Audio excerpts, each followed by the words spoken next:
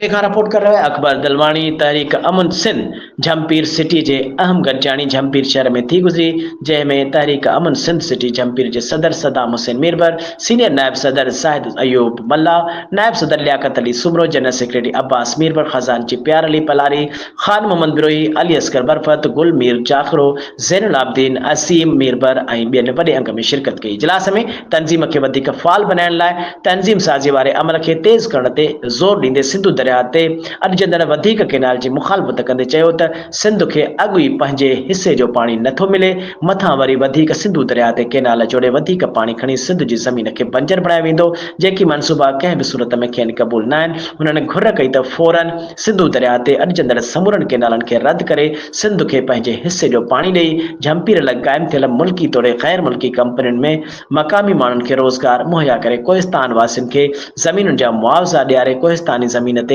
थियल ग़ैर क़ानूनी कब्ज़ा ऐं वालारूं ख़तमु कराए कोहिस्तानी ॻोठ पका करे कोहिस्तान वासियुनि खे समूरियूं बुनियादी सहूलियतूं मुहैया कई वञनि। आख़िर में तहरीक अमन सिंध झमपीर सिटीअ जे सीनियर नायब सदर ज़ाहिद अयूब मल्लाह खे अजरकनि जा तोहफ़ा पेश करे गॾिजी जिदोजहद करण ते इतफ़ाक़ कयो।